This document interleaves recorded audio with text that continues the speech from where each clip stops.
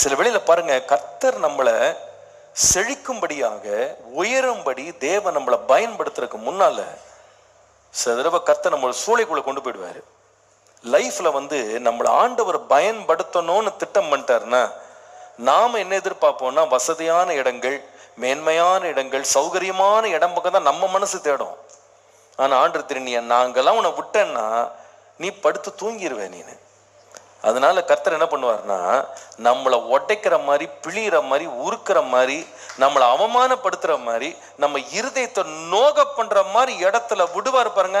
அப்பதான் நம்ம உஷாராகும். அப்பதான் நம்முடைய வாழ்க்கை என்ன ஆகும்? ஒரு வெறியோடு எழும்பும்.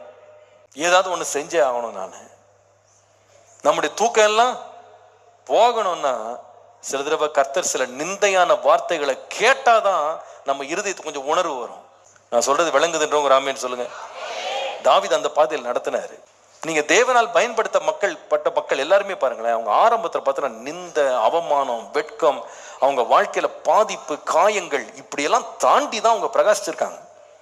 யோசிப்ப பாருங்க, தேசத்தையே நிர்வகிக்கிற அவ்வளோ பெரிய திறன் அவனுக்குள்ள இருந்தது. ஆனா இந்த மனுஷனுடைய ஆரம்பத்தை பார்த்தீங்கன்னா வீட்டார் எல்லாம் அவனை பகைக்கிறது, அவனை விரட்டுறது, அவனை விற்கிறது, அவனை துரத்துறது, அவனை ஏமாத்துறது, அவன் மேல பொய் சொல்றது, இதே தான் அவன் கதை.